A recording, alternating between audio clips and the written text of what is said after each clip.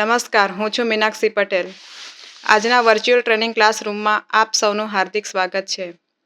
આઈટીઆઈમાં ચાલતા draftsman civil ટ્રેડમાં principle of operation of GPS and surveying with GPS વિશે હું વિગતવાર સમજણ આપીશ. સૌપ્રથમ આપણે હેતુઓથી ચાલુ કરીશું. હેતુઓ છે જીપીએસના સંચાલનનો સિદ્ધાંત, જીપીએસ વિકાસકર્તાઓમાં પરિવહનની ભૂમિકાનું વર્ણન કરો, જીપીએસ સાથેનું સર્વેક્ષણ સમજાવો, જીપીએસની અવલોકનની રીતો નક્કી કરો, વાસ્તવિક સમયમાં જીપીએસ સર્વેનું વર્ણન કરો. સમય માપન. આ છે આપણા હેતુઓ. હવે એક એક હેતુઓ વિશે આપણે ચર્ચા કરીશું. ટેકનિકલ વર્ણન. જીપીએસના સંચાલનનો સિદ્ધાંત. જીપીએસ પાછળનો સિદ્ધાંત રિસીવર અને ઉપગ્રહ વચ્ચેના અંતર અથવા રેન્જનું માપન છે. ઉપગ્રહો આપણને એ પણ કહે છે કે તેઓ પૃથ્વીની ઉપર તેમની ભ્રમણ કક્ષામાં ક્યાં છે. તે કંઈક આના જેવું કામ કરે છે. જો આપણે અવકાશમાંના ઉપગ્રહથી આપણું ચોક્કસ અંતર જાણીએ તો આપણે ઉપગ્રહ ત્રિજ્યાના અંતરની સમાન ત્રિજ્યાવાળા કાલ્પનિક ગોળાની સપાટી પર ક્યાંક છે એની ત્રિજ્યા બીજા ઉપગ્રહથી તેના અંતર જેટલી છે. આજે આપણે જીપીએસના સંચાલનનો સિદ્ધાંત આપ્યો છે કે જીપીએસ એ ઉપગ્રહો વચ્ચેના અંતર અથવા તેનું રેન્જનું માપ છે. રિસીવર ક્યાંક વર્તુળની સાથે હોવું જોઈએ જે બે ગોળાઓના આંતરછેદમાંથી બનેલું હોય છે. રિસીવર એટલે કે વર્તુળની સાથે હોવું જોઈએ જે ગોળાઓના આંતરછેદમાંથી બનેલું હોય છે. 3D સેટેલાઇટમાંથી માપન થ્રીડ ગોળાને રજૂ કરે છે. થ્રીડ સેટેલાઇટમાંથી માપન થ્રીડ ગોળાને રજૂ કરે છે. એટલે કે જે માપન હોય એ થ્રીડ ગોળાને રજૂ કરે છે. હવે ત્યાં માત્ર બે બિંદુઓ છે જે ત્રણેય ગોળાના આંતરછેદ પર હોવા સાથે સુસંગત છે. આમાંથી એક સામાન્ય અને જીપીએસ રિસીવર પાસે અશક્ય સ્થાનને દૂર કરવાની ગણિતિક પદ્ધતિઓમાંનું હોય છે. ચોથા ઉપગ્રહમાંથી માપન હવે બે બિંદુઓમાંથી કયો રિસીવરનું સ્થાન છે તે અંગેની અસ્પષ્ટતાને ઉકેલે છે. ચોથો સેટેલાઇટ પોઇન્ટ પણ જીપીએસ રિસીવરના સમયની અનિશ્ચિતતાને કારણે માપેલા અંતરના અમુક ભૂલોને પણ દૂર કરવામાં મદદ કરે છે. એટલે જે ચોથો ઉપગ્રહ છે એ માપન હવે બે બિંદુમાંથી કયો રિસીવરનું સ્થાન છે તે અંગેનું અસ્પષ્ટતાને ઉકેલે છે. ચોથો સેટેલાઇટ પોઇન્ટ જીપીએસ રિસીવરના સમયની અનિશ્ચિતતાને કારણે માપેલા અંતરના અમુક ભૂલોને દૂર કરવામાં મદદ કરે છે. એટલે અલગ અલગ જે સેટેલાઇટ આપ્યા છે આપણને અમુક ભૂલ એટલે જે ચોક્કસ ભૂલ હોય એ આપણને દૂર કરવામાં મદદ કરે છે. એ ચોથો સેટેલાઇટ પોઇન્ટ છે. આ જે ફિગર આપી છે એ અલગ અલગ આ સેટેલાઇટ માટેની એ જે ઉપગ્રહની આકૃતિઓ આપી છે એ આપણને બતાવે છે. 3 ફિગરો ખાસ બતાવી છે. 5 લોજિકલ સ્ટેપમાં જીપીએસ કેવી રીતે કામ કરે છે તે અહીં આપેલ છે. એટલે 5 લોજિકલ સ્ટેપ એ જીપીએસ કેવી રીતે કામ કરે તે આપ્યા છે. જીપીએસનો આધાર ઉપગ્રહમાંથી બનતો ત્રિકોણ છે. એટલે જે જીપીએસનો આધાર છે એ ઉપગ્રહમાંથી બનતો એક ત્રિકોણ છે. ત્રિકોણ કરવા માટે એક જીપીએસ રિસીવર રેડિયો સિગ્નલોના મુસાફરી સમયનો ઉપયોગ કરીને અંતર માપે છે. એટલે ત્રિકોણ બનાવવા માટે એક જીપીએસ રિસીવર રેડિયો સિગ્નલના મુસાફરીનો સમય હોય તેનો ઉપયોગ કરીને અંતર માપે છે. મુસાફરીના સમયને માપવા માટે એટલે કે જે મુસાફરીનો સમય હોય એને માપવા માટે જીપીએસને ખૂબ જ સચોટ સમયની જરૂર પડે છે. એટલે સમય જે હોય એને એકદમ ખૂબ જ સાચો સચોટ સમયની જરૂર પડે છે. જે તે કેટલીક પદ્ધતિઓ સાથે મેળવે છે. એટલે કેટલીક પદ્ધતિનો ઉપયોગ કરીને આપણને એનું રિઝલ્ટ આપે છે. અંતરની સાથે તમારે એ પણ જાણવાની જરૂર છે કે ઉપગ્રહો અવકાશમાં ક્યાં છે. ઉચ્ચ ભ્રમણ કક્ષા અને સાવચેતીપૂર્વક દેખરેખ એ રહસ્ય છે. એટલે અંતરની સાથે જે આપણે માપ લઈએ એની સાથે એ જાણવાની જરૂર છે કે ઉપગ્રહો અવકાશમાં ક્યાં છે. ઉચ્ચ ભ્રમણ કક્ષા અને સાવચેતીપૂર્વક દેખરેખ એ રહસ્ય છે. એટલે એનું જે સાવચેતીપૂર્વક દેખરેખ રાખવી જોઈએ. તમારે કોઈ પણ વિલંબ માટે સિગ્નલના અનુભવોને સુધારવું જોઈએ કારણ કે તે વાતાવરણમાંથી પસાર થાય છે.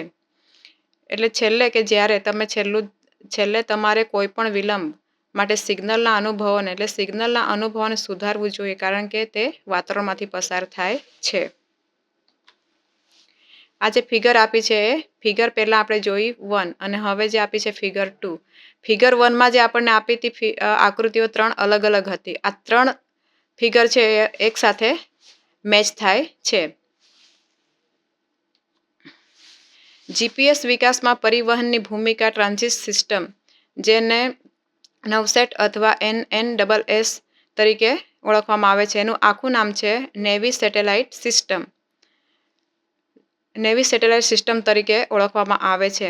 તે પ્રથમ સેટેલાઇટ નેવિગેશન સિસ્ટમ હતી જેનો ઉપયોગ કાર્યરત રીતે કરવામાં આવતો હતો. એટલે જે આ સિસ્ટમ સેટેલાઇટની પ્રથમ હતી, જે સેટેલાઇટ નેવિગેશનની પ્રથમ સિસ્ટમ ઉપયોગ કાર્યરત રીતે કરવામાં આવતો હતો. હવે સિસ્ટમનો ઉપયોગ મુખ્યત્વે યુએસ નૌકાદળ દ્વારા તેની પોલારિસ બેલિસ્ટિક મિસાઇલ સબમરીનને ચોક્કસ સ્થાનની માહિતી પ્રદાન કરવા માટે કરવામાં આવ્યો હતો.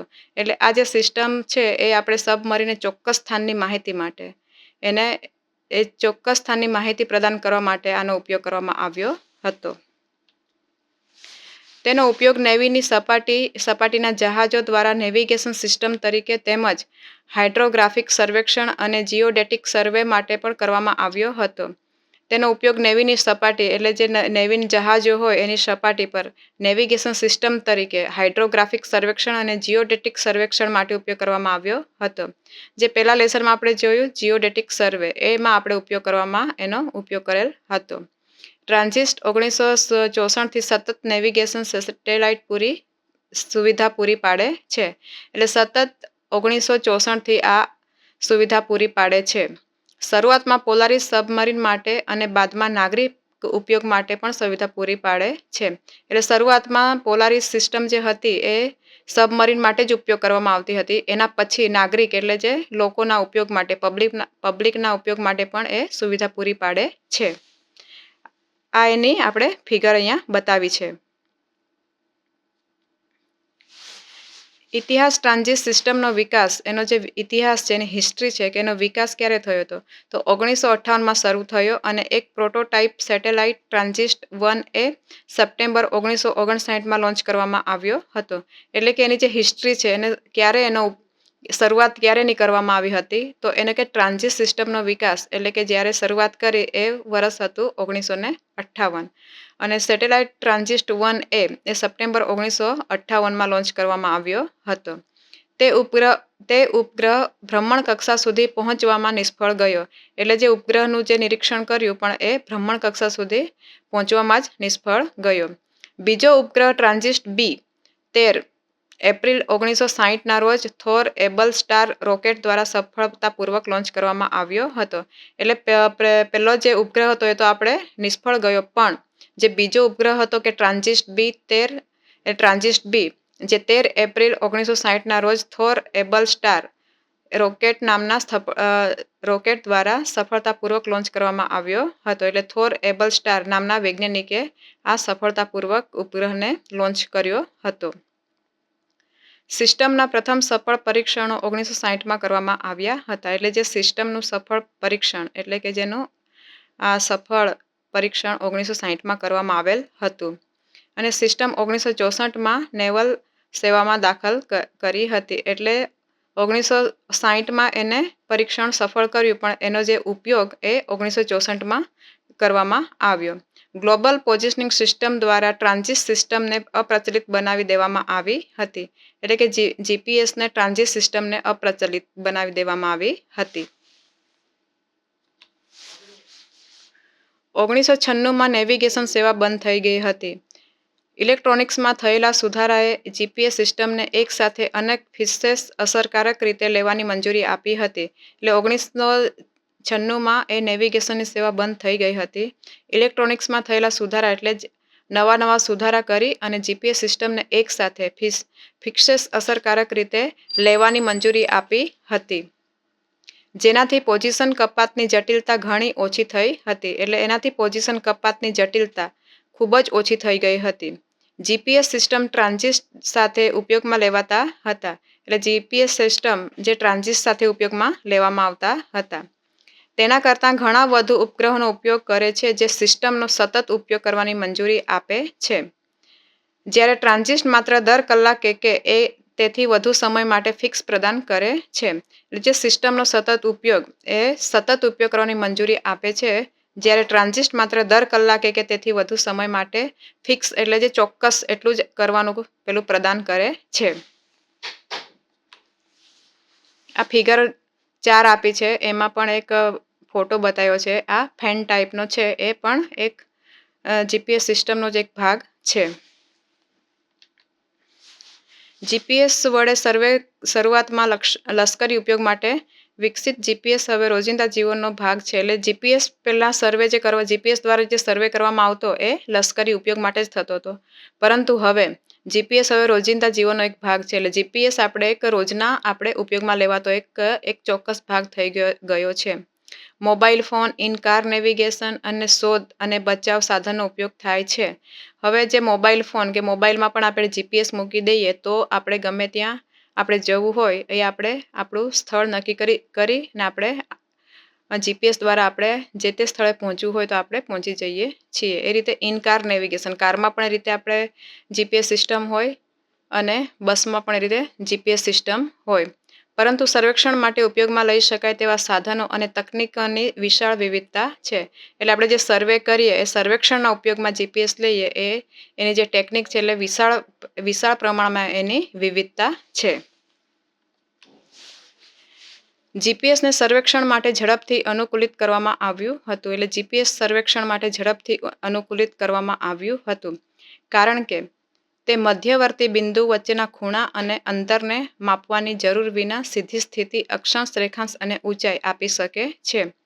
એટલે જે આપણે સર્વેક્ષણ કે જીપીએસ દ્વારા આપણે સર્વે કરીએ તો એના દ્વારા આપણને માપવાની જરૂર પડતી નથી. એ સીધી સ્થિતિ એટલે કે જે આપણા અક્ષાંશ, રેખાંશ અને એની ઊંચાઈ એ આપણને આપી શકે છે. એ તાત્કાલિક આપણને એનું અંતર મળી જાય છે.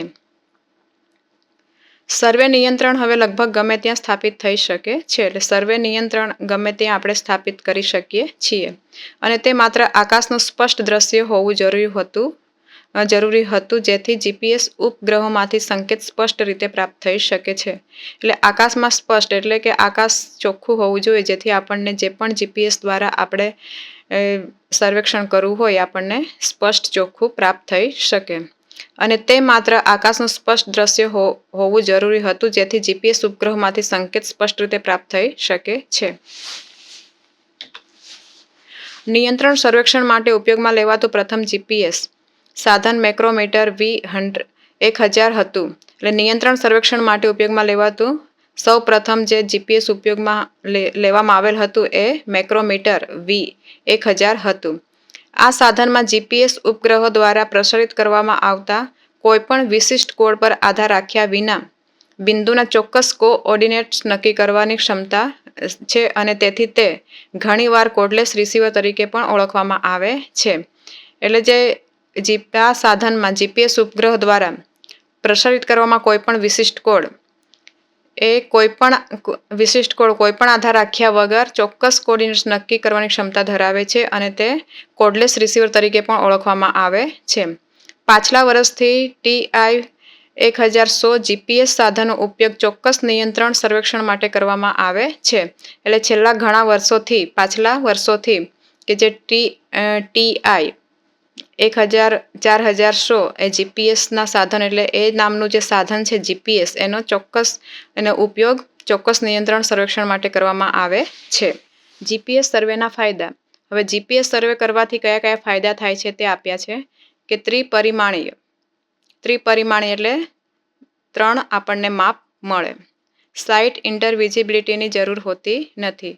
એટલે આપણું વાતાવરણ ગમે તેવું હોય તો પણ આપણે સર્વે કરી શકીએ. હવામાન સ્વતંત્ર, દિવસ અથવા રાત્રે કામગીરી, આપણે ગમે ત્યારે કામગીરી કરી શકીએ. દિવસે પણ કરી શકીએ અને રાત્રે પણ કામગીરી કરી શકીએ. સામાન્ય સંદર્ભ સિસ્ટમ, ગુણવત્તા નિયંત્રણ સાથે ઝડપી ડેટા પ્રોસેસિંગ. એટલે ગુણવત્તા નિયંત્રણ સાથે ઝડપી ડેટા એટલે ખૂબ ઝડપથી ડેટા આપણને મળી જાય અને એની ડેટાની પ્રોસેસિંગ પણ ઝડપથી થઈ શકે.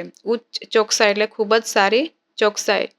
ઓછા શ્રમ, સઘન, ખર્ચ અસરકારક. શ્રમ એટલે ઓછું કામ કરવું પડે, અને ખર્ચ અસરકારક એટલે એની સામે ખર્ચ પણ વધારે થતો નથી. ખૂબ ઓછા કુશળ કર્મચારીઓની જરૂર પડે છે. એટલે ખૂબ જ ઓછા કુશળ કારીગરોની, એટલે જે જાણકાર વ્યક્તિ, ઓછા વ્યક્તિની જરૂરથી પણ એ આપણે સર્વે કરી શકીએ છીએ. જીપીએસ અવલોકન તકનીકો અને જીપીએસ સર્વેક્ષણની પદ્ધતિઓ ફિગર 5માં આપેલ છે, કારણ કે દરેક ઉપગ્રહના XYZ કોર્ડિનેટ્સ જાણીતા છે. જીપીએસ અવલોકન એટલે કે જ્યારે આપણે જોઈએ છીએ એની પદ્ધતિઓ, તકનીક એટલે એના ટેકનિકલ ટર્મ્સ, અને જીપીએસ સર્વેક્ષણની પદ્ધતિઓ જે ફિગર 5માં, કારણ કે દરેક ઉપગ્રહના XYZ કોર્ડિનેટ્સ જાણીતા છે ગણતરી દ્વારા, એટલે જે આપણે ગણતરી કરીએ ત્યારે ગ્રાઉન્ડ પોઈન્ટના કોર્ડિનેટ્સને 3 ઉપગ્રહોની રેન્જ માપીને નક્કી કરી શકાય છે. ગ્રાઉન્ડ એટલે કે જે નીચેના પોઈન્ટ્સ હોય એને આપણે નીચેના પોઈન્ટ્સના કોર્ડિનેટને 3 ઉપગ્રહોની રેન્જ, 3 ઉપગ્રહોના રેન્જ એટલે અંતરને માપીને નક્કી કરી શકાય છે.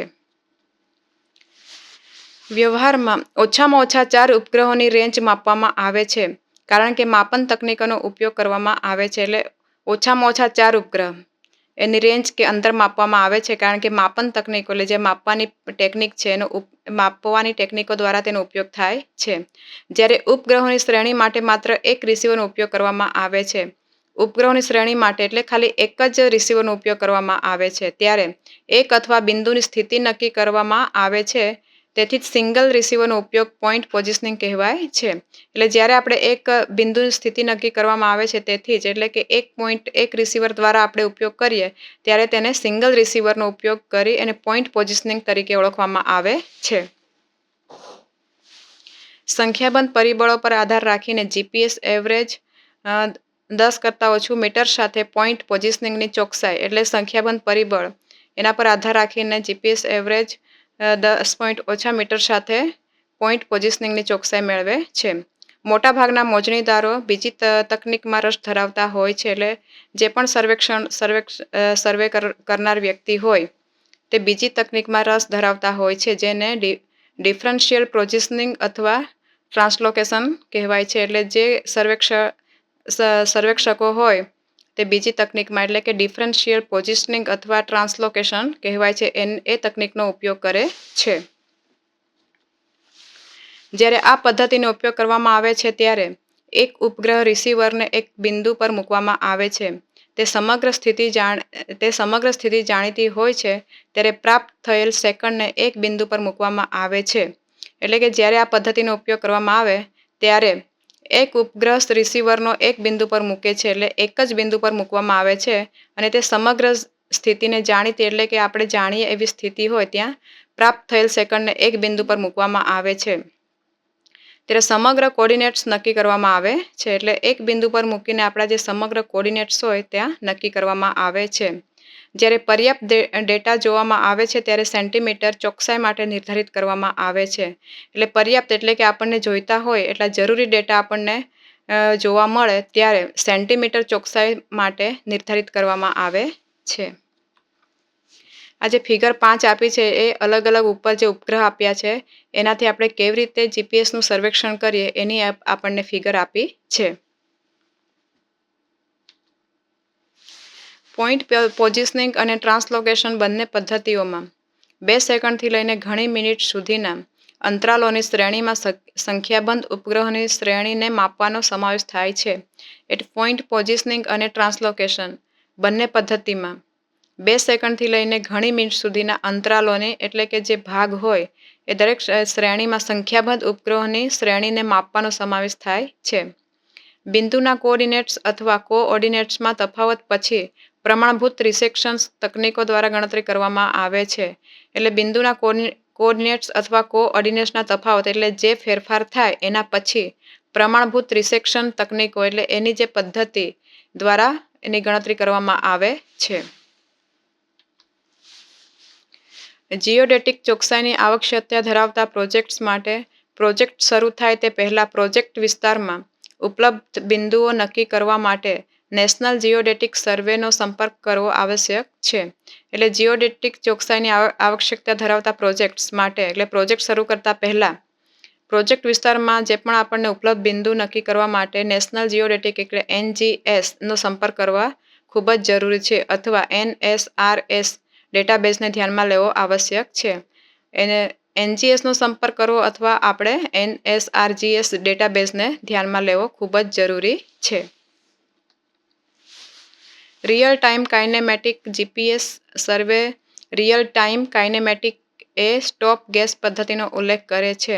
એટલે કે રિયલ ટાઈમ કાઇનેમેટિક જીપીએસ સર્વે રિયલ ટાઈમ કાઇનેમેટિક એટલે કે RTK એ સ્ટોપ ગેસ પદ્ધતિનો ઉલ્લેખ કરે છે, જ્યાં ડિફરન્શિયલ જીપીએસ અથવા DGPS નામના તકનીકનો ઉપયોગ કરીને પોઈન્ટના કોઓર્ડિનેટ્સ વાસ્તવિક સમયમાં ઉલ્લેખ હોય છે.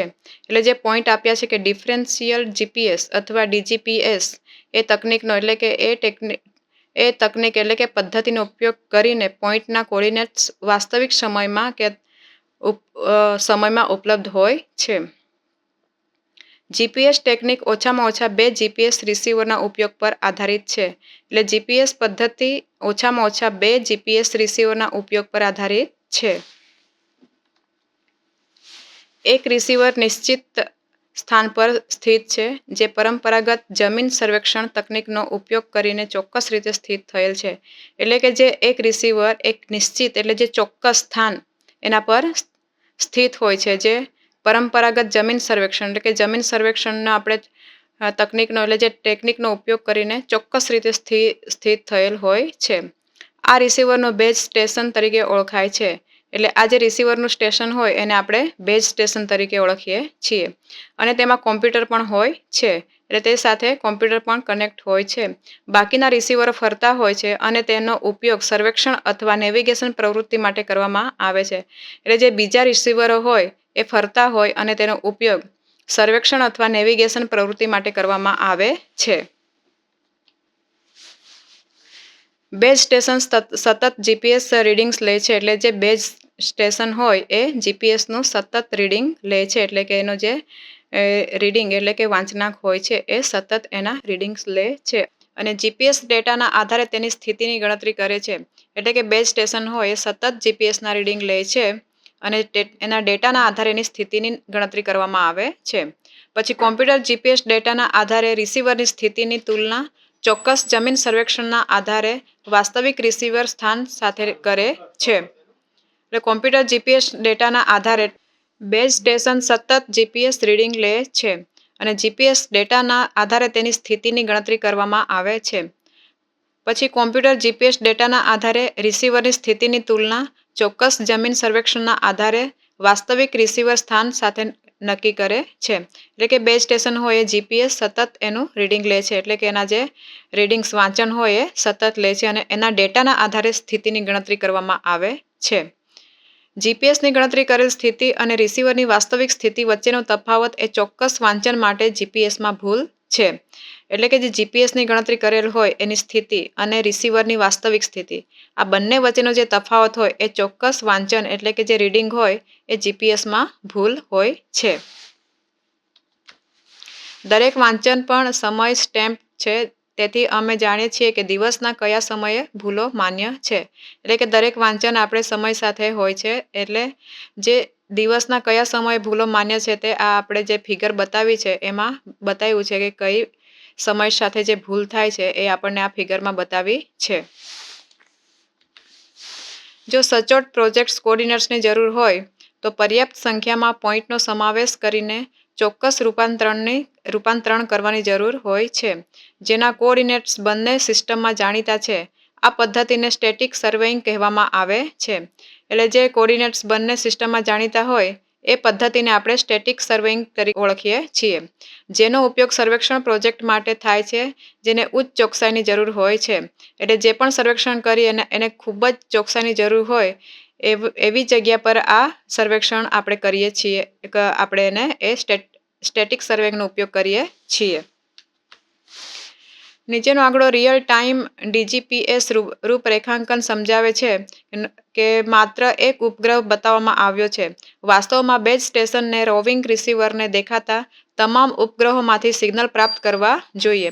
એટલે જે આપણે આંકડો બતાવ્યો છે એ રિયલ ટાઈમ DGPS રૂપરેખાંકન સમજાવે છે કે માત્ર એક જ ઉપગ્રહ બતાવવામાં આવ્યો હોય તે વાસ્તવમાં બેઝ સ્ટેશનને રોવિંગ રિસીવરને દેખાતા તમામ ઉપગ્રહોમાંથી સિગ્નલ પ્રાપ્ત કરવા માટે હોય છે.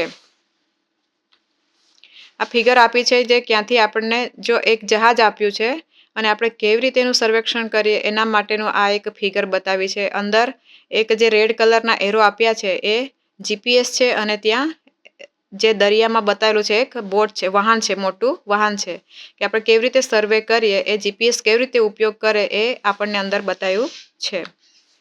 સ્થાનિક વિસ્તારમાં સર્વોચ્ચ ચોકસાઈ માટે બેઝ સ્ટેશન સેટ કરવું અને ડીજીપીએસનો ઉપયોગ કરવો એ શ્રેષ્ઠ અભિગમ છે. એટલે સ્થાનિક વિસ્તારમાં કે જ્યાં લોકલ વિસ્તાર હોય એ ખૂબ જ ચોકસાઈ માટે બેઝ સ્ટેશનને સેટ કરવાનું હોય અને એ ડીજીપીએસનો ઉપયોગ કરવાથી એ આપણો શ્રેષ્ઠ અભિગમ છે.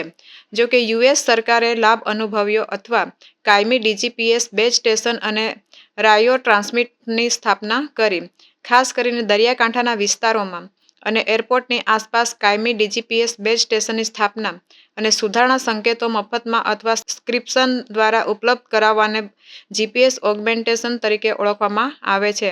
એટલે દરિયાકાંઠાનો વિસ્તાર હોય કે એરપોર્ટની આસપાસ કાયમી ડીજીપીએસ બેઝ સ્ટેશનની સ્થાપના હોય ત્યાં આપણે જીપીએસ ઓગમેન્ટેશન તરીકે ઓળખીએ છીએ.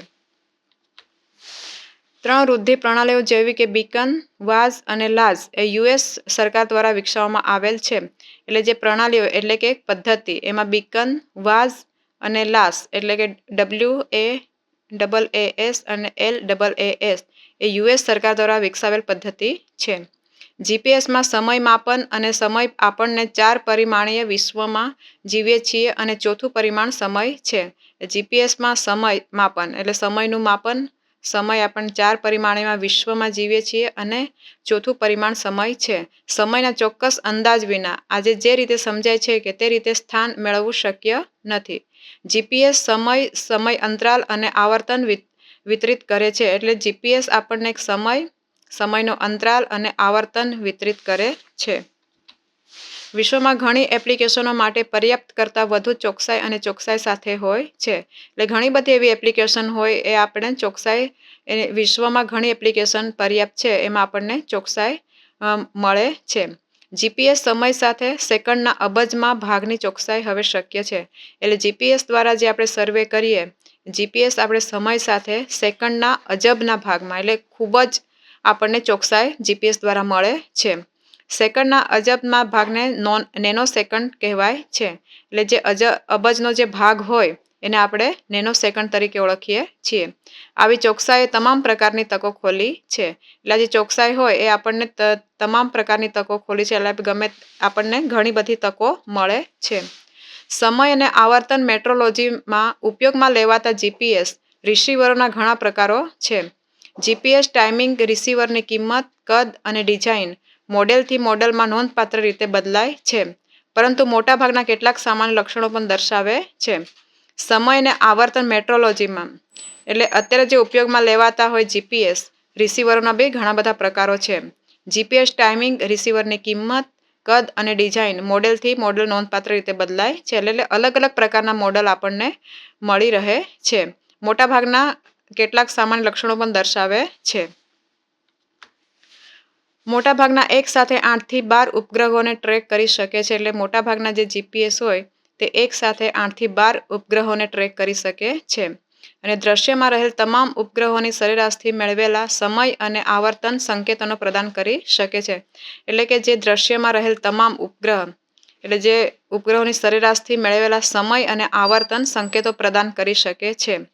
મોટાભાગના કોમ્પ્યુટર વાંચી શકાય તેવા ફોર્મેટમાં દિવસનો સમય અને ડેટા માહિતી પ્રદાન કરે છે. એટલે કે કોમ્પ્યુટરમાં આપણે જે ડેટા નાખીએ એ આપણે વાંચી શકાય તેવા ફોર્મેટમાં એટલે જે ફોર્મેટ હોય કે આપણે એને વાંચી શકીએ એવા દિવસનો સમય અને એની ડેટા એટલે માહિતી પ્રદાન કરે છે. જીપીએસની સુનાવણીમાં અણુ ઘડિયાળોમાંથી ઉપલબ્ધ સમયની ચોક્કસ છે. આલ્બર્ટ આઇન્સ્ટાઈને આપણે અવકાશ અને સમય વચ્ચેનો સંબંધ આપ્યો અને સાપેક્ષતાના 4 પરિમાણો. આ 4 પરિમાણ અક્ષાંશ, રેખાંશ, ઊંચાઈ અને સમય. જે આલ્બર્ટ આઇન્સ્ટાઈને આપણે અવકાશના સમય વચ્ચેનો સંબંધ આપ્યો એમાં 4 પરિમાણ છે અક્ષાંશ, રેખાંશ, ઊંચાઈ અને સમય અથવા લઘુલિપિ પ્રમાણે એક્સ, વાય, એક્સ અને ટી દ્વારા હોઈ શકે છે. જીપીએસ એ સાપેક્ષતાનું પ્રથમ એન્જિનિયરિંગ અમલીકરણ છે.